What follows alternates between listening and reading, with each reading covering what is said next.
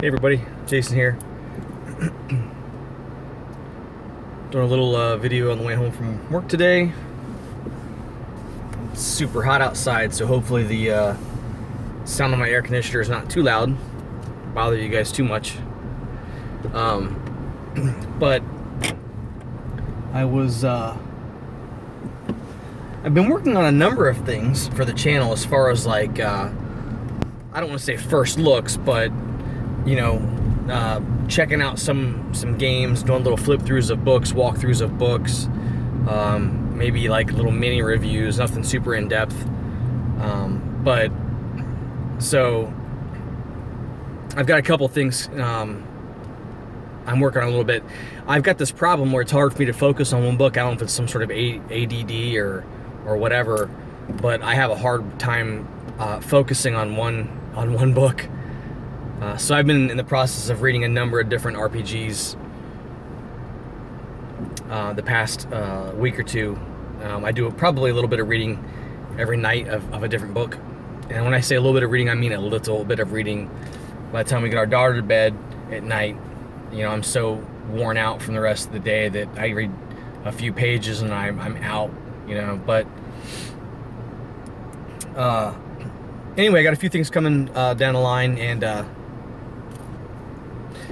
sorry, letting somebody go. But anyway, so I was listening to, I don't want to say this is a video response to Jason at DarkAgeOf Jason, but I guess it kind of is, because it got me to thinking about some stuff he was saying in one of his videos today. A really good video where he was recapping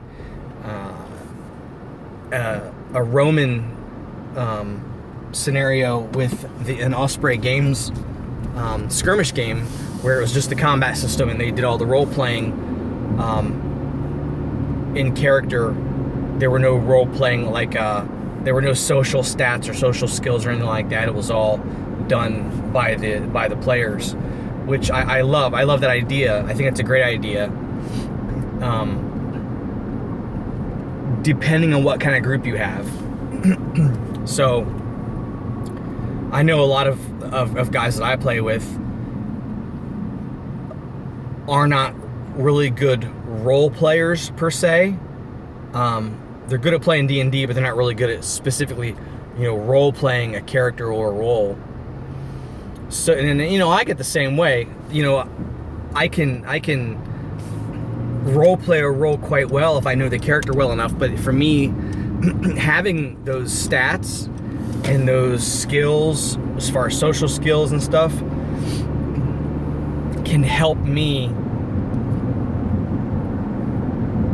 decide how to role play better, as maybe a memory device or a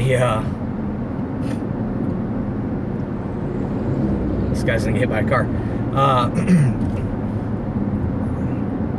Not necessarily in terms of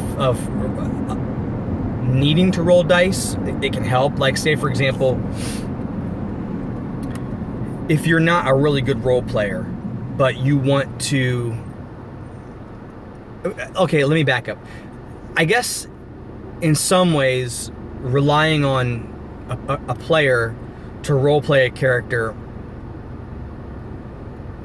can become more of a... I apologize, I'm stuttering over my words here because I'm trying to articulate this in a way that makes sense. It makes sense in my head, but... So, I guess it's a matter of opinion as to whether or not it's believable. Like, I could say, well, you told this character a lie, and since I'm GMing, I'll say I'm GMing, you told this character a lie, and I'll just decide that it's a believable lie or it's not a believable lie. If you have a group that within that you know, style of play, or that, and you know, that style of play where you understand how it is, or whatever, that you are agreeable, that you trust each other to role play that properly, that's great. But when you have a stat that says, you know, I've got a +4 in persuasion, but a +1 to to lying, or as an example. So it can help inform the way you role play the character. Like, I haven't put any points into lying, so he's not very good at it. So if I tell a lie, then my GM can really decide how well of a lie I told, or what. Whereas if someone is rolling dice and uses those bonuses, the GM isn't as reliant on making a call, you know, as to whether or not so-and-so believes something. It could be, you know, this person you're lying to has a really good sense of whether people are lying or not, and, you know, you have to really get lucky and tell a good lie. Now, and telling a good lie could be hard for a player to do because they might not be super good at role-playing, but they know what they want to do. They're just not good at acting it out, or maybe or forming the words. Like, they could say, well, I want to try and tell this guard a lie and kind of bribe him to see if he can let us in, but I really don't know how to role play that out, or I'm too shy to role play it out, or whatever the case may be. The character might be really good at persuasion or lying or whatever, but yet the player might not be. So if the player doesn't put on a good enough performance, the GM might be like, it didn't sound very believable. Well, it might not have, because the player is not good at lying or doing a performance thing, but the character is really, really good at it. So, you know what I mean? So if you are in a group that is good enough to be able to do that, that's great, and that would be preferable. That'd be awesome. But for those groups that don't, or maybe aren't comfortable doing all the role playing, or maybe you want to, even if they are good at role playing, they might want to differentiate how good a character is by between lying or telling the truth, just persuading, or whatever the case may be. And those statistics, whether you're using dice or not, but those statistics might help determine or inform how well your character does something. Like, say you're a good role player and your character has like a +5 in persuasion but a +1 in lying or deceit, or whatever the case may be. That might inform you as to how you role play the character. You could say, well, I'm really good at persuasion, but I'm going to try my hand at lying. And you yourself might give a performance that seems a little shady, or might come across as though you're lying on purpose to make it seem like the character's not really good at it. You know what I mean? So I can see both ways of it. If you've created you know, Jason has described this very, very good, and the name of the word is slipping my mind right now. I'm super tired. If you create a certain style of play, or a state of play or something, I know what I'm trying to say, I can't get it out, that your players can catch on to, or your GM can catch on to, that's great. But it might be that, you know, those stats and descriptors, you could use, it's another thing, you could use a stat or a skill level as a descriptor to how you role play, not how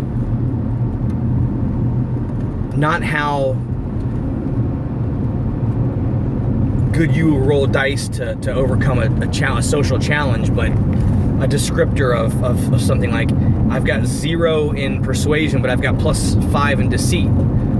Well, in that case, more often than not, I'm gonna be a liar. I'm gonna be shady, and I'm gonna be deceitful, and that will help determine the GM whether or not it's a believable lie. Because if I've got a +5, we'll know, oh, he's being shady and deceitful. He's really good at that. But if the GM knows, oh, your character doesn't have any bonuses or skills in persuasion or charm or whatever, but you're trying to do that, then he'll know whether or not, he'll have a more informed way of making a decision as to whether or not the NPC believes your story or your charm. So there's that. And that was one thing I was thinking of, that he had talked about and mentioned. It would be great to be able to do that, but I also like the idea of having skills and social statistics and attributes just to help inform how you role play, regardless of whether or not you actually use dice. And the second thing that I was thinking about was from the same video, and that was the game that I've been working on. I had mentioned briefly the other day about me working on creating a role-playing game system that is based or intended for use for like games that are averaging about an hour long, whether it's because you're at lunch on work or because you know your session ended early but you still have a little bit of time to play and you want to do something, so you got about an hour to kill. Let's play a game. Let's play this game. Just whatever reason you have, that you have an hour to play, 45 minutes, hour, hour and a half, whatever. Obviously, anything over an hour would be fine too, but a minimum of about 45 minutes to an hour is ideal for what I'm trying to create. So I want it to be rules light without being too narrative, but I want a little bit of crunch to help differentiate characters. So in the video that I was watching that he had posted, was kind of, and this is just maybe the way I interpreted what he was saying, and I could be wrong, but I was taking it kind of along the lines of, having all these skills that add bonuses and all this crunch and things that I don't want to say slow the game down, but in terms of more options and more skills, limiting what you can do. Like if you have, the more rules you have for something, to tell you how to do something, the more rules there would be to tell you that you can't do something. Like, you know what I mean? So the more options you have, the more limits you have. And I think that's a very valid point. I think if you have to, with a mechanical, a rules crunchy mechanical game like medium crunch or light crunch, you have to find a balance between what the crunch actually does, what the rules actually do. And in this regard, in the way that I'm thinking is, I want to have a few more rules, but I don't want the rules to be that. I don't want them to tell you what you can do or what you can't do. I want the rules to help you determine how well you do what you try to do. So, for example, if I put, an athletic skill, and this is just an example, this isn't written in stone yet for my game, but an idea, a flow of how I've been writing things down is, say for example, you put an athletic skill, and I don't want it to be like, oh, well, this gives you a plus bonus to your score, so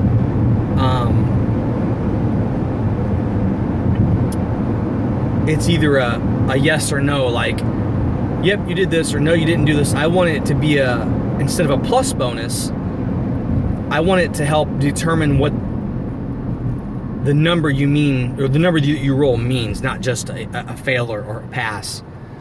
More along the lines of, if you are not skilled in something, you can do it. If you pass, you just might not do it very well. Or if you could fail, or you could fail really badly. Whereas if you're skilled in something, you have a wide range of things. Like, you could fail really badly, or you could just fail, or you could pass, or you could get a really great success. And then highly skilled, or however you want to, word having a superior training in a subject or a field, you might be able to fail or pass or really, really pass highly successfully, but you probably won't be able to just spectacularly botch something up and fuck it up, because you're so highly trained that, that not being successful in something isn't a measure of your skill. It's more a measure of luck, because you are skilled at something, but luck is what held you back, not necessarily you suck at something or you just don't know it. So, and a lot of that would be narrative, and that's where I'm kind of wanting to build that, bridge that divide between crunch, mechanical crunch, and excuse me, and narrative. I want there to be both aspects without it being too far one-sided to one or the other. So that's another thing I was thinking on is having your skills or your talents not deciding what you can and can't do, but how well you do something. Obviously, if you want to just, unless you're playing a game where it's possible, like a supers game or something like that, you couldn't just walk up to a 4-story building and jump over it. That would be impossible, obviously, if you're playing in a realistic game. But if you had something, for example, like climbing, and you were really, really good, like you were like one of the best mountain climbers out there, and you've got some equipment to help you climb, then okay, yeah, more than likely you're probably going to succeed in this role. But if you do succeed, because of your super good training and your gear and all this stuff, your success will probably be really good, if not okay. But your failure, if you fail, will probably not be monumentally bad. Like, you're so trained in something that you know, or you can see a failure coming on to where you can maybe avoid really botching it up and just maybe getting yourself to the point to where you're just failing.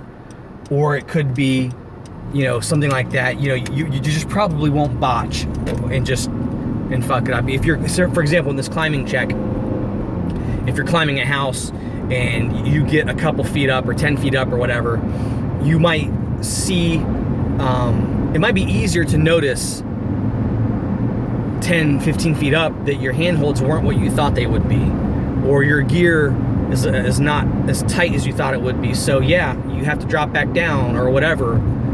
You might fall 10 feet and sprain your ankle or whatever, but you're not going to fall from 40 feet up because you didn't realize there wasn't a handhold there, or you just realized your gear was a little loose or the knot wasn't tied right or something and you fell and died. So that's what I mean. Like the success, the margin of success or failure is determined narratively by how well you were trained, and a little bit by also your die roll. So a mixture of the two, which is not a new concept at all. That's not like I'm reinventing the wheel here. I don't want people to think that that's what I'm trying to do. I'm just trying to find the sweet spot for the type of game that I want it to be able to run and play, which again being about an hour-long session minimum, but in a way that also makes characters all feel different. I don't want all the characters to feel the same. It's just, oh, our names are different, and we might want to have different goals. I want there to be different... I want the mechanics of the game to be able to separate the characters out enough to where they feel different without it feeling like only one character is specialized in one thing and one specialized in another.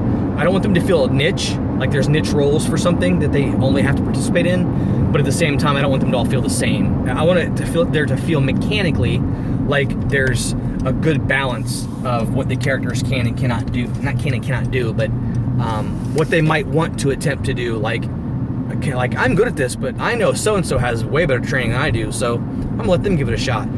Which I know you can do in any game, I know that, but I mean, I guess it would make more sense once the book, or whatever it is that I'm writing, is done and I find a way to articulate it better. But I'm rambling here, so I think you guys probably get a feel for what I'm saying as far as bridging the narrative and the mechanical, and that's what I'm trying to do. And bridging, I've been feeling like bridging narrative and mechanical can be a huge swinging gap of things depending on what you want your mechanics to do and how you want them to function. So that's how I'm going with it. And one thing I thought about was, I was talking to somebody the other day, and I was kind of explaining this in a way where it was like, if you're playing Skyrim or if you're playing The Witcher, The Witcher is not really the kind of, Witcher 3 is not really the kind of game you can just pop in and play for 15, 20 minutes and then turn off.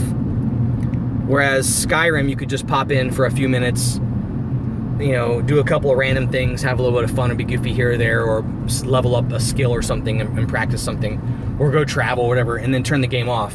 Whereas The Witcher is more of a complex mechanical game. It's a little more complex. It's a little more you have to devote a little bit more time to it, put it that way. So within the context of, you know, a half an hour, you can get a lot more done in Skyrim, typically, not always, but typically, than you can do in The Witcher 3. Because the systems are more complex, there's more things to do. It's just a more time-consuming game within the same genre. But that's an example of what I was trying to say. So anyway, I'm home. I'm gonna go pick up my daughter, see how her day was, and go have some fun with the family. And I hope everybody's having a good day out there. I hope you guys had a good 4th of July where it was safe. Got to play some good games. But anyway, I will talk to you guys later. Thanks.